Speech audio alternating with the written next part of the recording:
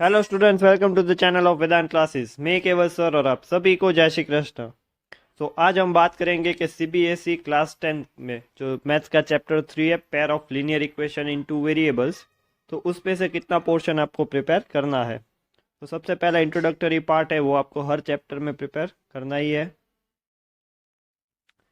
फिर जो टॉपिक आता है pair of linear equation in two variable, उसका जो बेसिक्स है वो आपको पता होना ज़रूरी है। इसलिए ये सारी जो डिटेल्स है आपको, कंडीशंस और सब, वो आपको प्रिपेयर कर लेना है।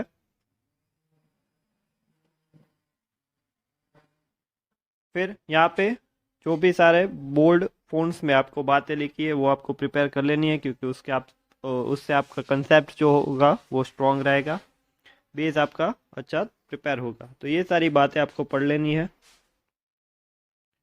फिर यहाँ पे इंटरसेक्टिंग, पैरेलल और कोइंसिडेंट लाइन की बातें लिखी है, तो वो भी आपको पता होना चाहिए। फिर एग्जाम्पल 1 ग्राफिकल मेथड से जो सॉल्व होता है। फिर एग्जाम्पल 2, देन एग्जाम्पल 3, फिर आती है एक्सरसाइज 3.1, तो उसमें आपको तीनों सवाल अच्छे से प्रिपेयर कर लेने हैं। फिर graphical method of solution of pair of linear equation, वो टॉपिक भी आपको प्रिपेयर करना है। तो उसके अंदर जो भी सारी चीज़ें लिखी है वो आपको इनफाइनाइट सॉल्यूशन है, यूनिक है, ठीक है, तो वो सारे नो सॉल्यूशन है अगर, तो वो सारी बातें आपको अच्छे से प्रिपेयर कर लेनी है। यहाँ पे कंसिस्टेंट और इनकंसिस्टेंट इक्वेशन की बातें जो लिखी है वो सारे पॉइंट्स काफ़ी इंपॉर्टेंट रहते हैं। ये टेबल आपको अच्छे से एक्सप्लेन किया है यहाँ पे, तो वो टेबल आपको अंडरस्टैंड करना है।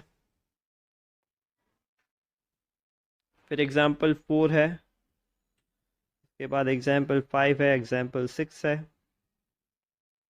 फिर आती है एक्सरसाइज 3.2। तो इसके अंदर आपको सारे के सारे जो सवाल दिए हैं वो अच्छे से प्रिपेयर कर लेने हैं, जिससे आप consistent, inconsistent, parallel, coincident lines वगैरह जो ऊपर थियरी दिया था उसके बेस क्वेश्चंस है, तो वो आप सॉल्व कर सकते हो। ये सारे क्वेश्चन आपको अच्छे से प्रिपेयर करने हैं। फिर आता है topic 3.4, that is algebraic method. तो इसमें आपको दो मेथड है, एक सब्सटीट्यूशन, वैसे तो तीन दी है बट दो मेथड प्रिपेयर करनी है, एक सब्सटीट्यूशन और दूसरी एलिमिनेशन, ठीक है। तो थर्ड मेथड है क्रॉस मल्टीप्लिकेशन, उसको आपको प्रिपेयर नहीं करना, ये मेथड आप प्रिपेयर नहीं करेंगे। आपको सिर्फ ये दो मेथड ही प्रिपेयर करनी है, सब्सटीट्यूशन एंड एलिमिनेशन, ओके। तो सबसे पहले सब्सटीट्यूशन मेथड, उसके बेस जो सवाल है वो आपको सॉल्व कर लें, ठीक है। फिर एग्जाम्पल 8, फिर उसके बाद एग्जाम्पल 9, फिर आती है एक्सरसाइज 3.3। तो उसके अंदर सब्सटीट्यूशन मेथड के बेस जो भी सारे सवाल है उसको आपको तैयार कर लेना है, सारे प्रॉब्लम सम देखो। फिर आती है एलिमिनेशन मेथड, तो आपको एलिमिनेशन मेथड भी अच्छे से प्रिपेयर कर लेनी है। उसके अंदर एग्जाम्पल 12, फिर एग्जाम्पल 13, उसके अंदर 3.4 एक्सरसाइज में जो भी सारे सवाल दिए उसको आपको प्रिपेयर कर लेना है अच्छे से, ओके। फिर आता है क्रॉस मल्टीप्लिकेशन मेथड। तो ये टॉपिक एग्ज़ाम बोर्ड्स ने, सीबीएसई बोर्ड ने हटा दिया है, तो ये टॉपिक आपको प्रिपेयर नहीं करना, ठीक है। उसके रिलेटेड जो भी सारी डिटेल्स है वो आपको नहीं करनी है।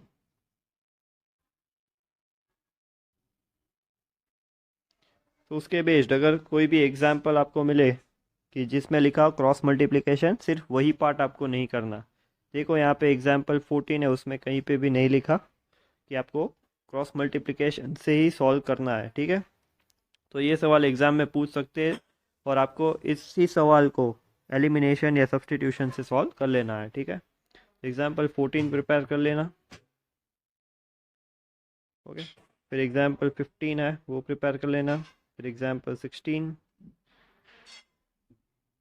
फिर इसमें एग्जाम क्वेश्चन 1, क्वेश्चन 2, ये क्रॉस मल्टीप्लिकेशन से आपको नहीं सॉल्व करना है। तो आपको क्रॉस मल्टीप्लिकेशन से सवाल नहीं सॉल्व करने, एलिमिनेशन या सब्सटीट्यूशन, ठीक है, उसी से सवाल आपको सॉल्व कर लेना है।